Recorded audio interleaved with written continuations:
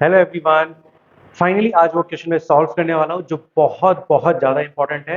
Important इसलिए क्योंकि हर साल ये वाला क्वेश्चन पूछा जाता है।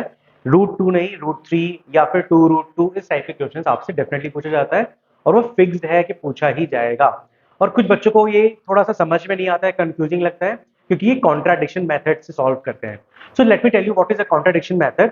हम पहले एज्यूम करेंगे कि रूट 2 एक रैशनल है और फिर सॉल्व करने के बाद हम ये प्रूव करेंगे कि हमने तो एज्यूम किया था कि ये रैशनल है, बट बाद में हमारा कुछ और रिजल्ट आता है।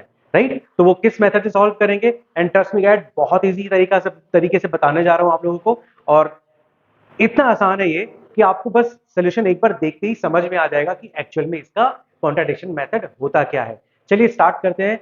Prove that root 2 is a irrational number. Alright, so we are going to prove root 2 is a irrational by contradiction method, right? So contradiction method में क्या है, हम पहले क्या करेंगे, let's assume that root 2 is a rational। अगर root 2 rational है तो root 2 will be a upon b। अच्छा एक बात ये बताओ, अगर rational a upon b है, फॉर एग्जाम्पल मैंने बोला 4/7, तो 4 और 7 दोनों कैसे होते हैं यहाँ पे, को प्राइम। मैंने आप लोगों को पहले ही बताया था को प्राइम नंबर्स क्या होते हैं। अगर आपको नहीं पता आप मेरे पुराने वीडियोस में देखिए जहां मैंने एक्सप्लेन किया है को प्राइम्स क्या होते हैं। तो को प्राइम का मतलब ये होगा कि 4 और 7 में कोई भी नंबर कॉमन नहीं है। राइट, सो सिमिलरली 4a/b हमारा क्या होगा, को प्राइम। नाउ को प्राइम है दैट मीन्स कोई भी फैक्टर कॉमन नहीं होगा ए और बी में। So we will write A and B is co prime. ठीक है, चलो अब a अपॉन बी हमारा क्या हो गया, रैशनल। नाउ क्रॉस मल्टीप्लाई कर दिया, so root 2 into B is equals to A. अब हम क्या करेंगे, दोनों साइड का स्क्वायर। अब दोनों साइड का स्क्वायर करेंगे तो रूट 2 का square will become 2 into B square is equals to A square. यहां तक तो सबको आता है। इसके बाद जो हम लोग सॉल्व करते हैं ना, बच्चे वहां कंफ्यूज होते हैं।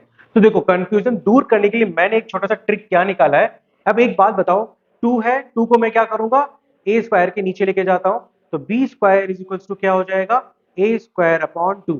ठीक, अच्छा ए स्क्वायर अपॉन 2 का मतलब ये है, अगर आप 1.3 थ्योरम जाओ, ठीक 1.3 के पहले जो एक और थ्योरम है आप लोगों का एनसीईआरटी में, उसमें क्या बताया गया है थ्योरम में कि अगर पी स्क्वायर 2 से डिविजिबल है, इसका मतलब p किससे डिविजिबल है, 2 से डिविजिबल है। ऑलराइट, सो सेम थ्योरम हम यहाँ पे क्या अप्लाई करेंगे, we know that a square हमारा किससे डिविजिबल है, a square is divisible by 2, that means a is also divisible by 2। Make sense according to theorem. अच्छा अगर हम a को 2 से डिवाइड करेंगे कोई तो वैल्यू आएगी ना, इट इज वेरी ऑब्वियस। अगर हम किसी भी वेरिएबल को, किसी भी कांस्टेंट को, सॉरी वेरिएबल नहीं, किसी भी कांस्टेंट को, a है यहाँ पे, आई डोंट नो, a कुछ भी हो सकता है, A4 भी हो, A3 होगा, 7 होगा, 4 होगा, 5 कुछ भी होगा। तो A/2 है, दैट मीन्स कोई तो कांस्टेंट वैल्यू होगी। A/2 को डिवाइड करने के बाद लेट्स सपोज कोई एक वैल्यू आ गई C, तो यहां से हमें A की वैल्यू क्या मिल गई, 2 से मल्टीप्लाई किया C में, 2C। तो A की वैल्यू क्या आ गई, 2C। अब इसी 2C को मैं क्या करूंगा, यहाँ पे इस इक्वेशन में जो फर्स्ट इक्वेशन बना था, मैं यहाँ पे A की जगह पे क्या रख दूंगा, 2C रख दूंगा। राइट, चलो अब यहाँ पे रख के देखो, 2 into B square is equals to, A की जगह पे मैंने क्या रखा है यहाँ पे, 2C। 2C, अब 2C ए स्क्वायर है तो 2C का भी स्क्वायर होगा। ठीक, now 2 into B square is equals to 2C square. 2C square का मतलब क्या हो गया, 4C स्क्वायर। एंड 2 से 4 कैंसिल आउट होकर के हमें क्या मिला next, B square is equals to 2 times C square. Right, अभी आपका हो गया सेकेंड इक्वेशन। अच्छा ये जो हमने पॉइंट लिखा था ना कि a is equals to 2 times C, ये मत भूलना है ना। a की वैल्यू क्या है, 2c है। ठीक है, चलो अब जब हमारे पास B square is equals to 2c square आया, इसके बाद क्या करना है, लेट्स सी। अब यहाँ B square is equals to 2c square, जैसे इसके पहले हमने क्या किया था कि जब 2 टाइम्स बी स्क्वायर ए स्क्वायर आया था, तो 2 को हम कहां लेके गए थे, ए स्क्वायर के नीचे। तो यहाँ पे हमने क्या देखा था, ए स्क्वायर से 2 डिविजिबल है। राइट, नाउ सिमिलरली अब हम 2 को कहां लेके जाएंगे, बी स्क्वायर के नीचे। तो यहां पे मैं सॉल्व करता हूं एवरीवन। करेक्ट, नाउ अब बी स्क्वायर को हम 2 से डिवाइड करेंगे क्योंकि इस एक्सप्रेशन के हिसाब से 2 नीचे जाएगा, इज इक्वल्स टू क्या आएगा, सी स्क्वायर। तो यहां पे एक इंटरेस्टिंग चीज क्या देखने को मिली कि अब बी स्क्वायर 2 से डिविजिबल है एवरीवन। बी स्क्वायर किससे डिविजिबल है, 2 से। तो बी किससे होगा, 2 से डिविजिबल होगा।